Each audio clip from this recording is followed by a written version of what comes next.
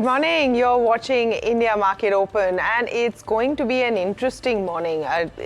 Expect negative cues to continue for some time, I would suspect, Alex, just simply because volumes are shrinking. So volatility and a bit of bearishness in the global setup doesn't help too much, does it? No, absolutely not. And once again, you have tariff tantrums or tariff trade back into the fore. And these are major trading partners that Trump has announced tariffs on: Canada, the EU, as well as Mexico. Yeah, right. So there's more on the list.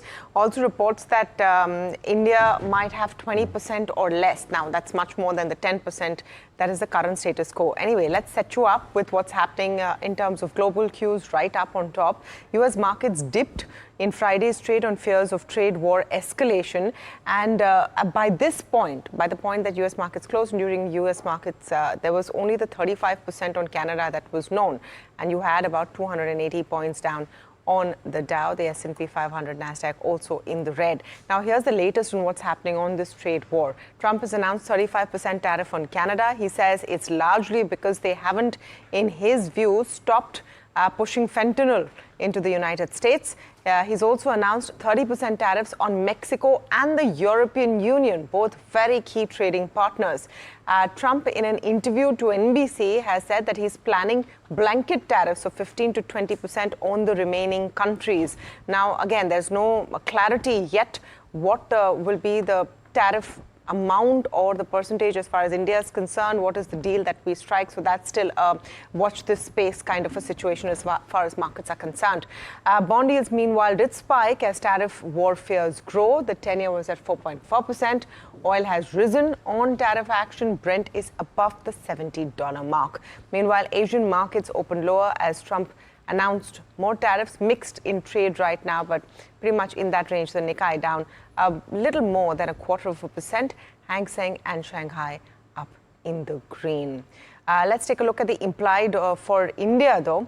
And we're looking like we're off to a bit of a soft start, about 40 points down. But, you know, while we talk about tariffs and all of that, this other very interesting saga going on is between Trump and Powell. In fact, you had a major hedge funds boss saying that he wouldn't mind if Powell steps down. On the other hand, the US president has reiterated that the Fed chair stepping down would be a good thing.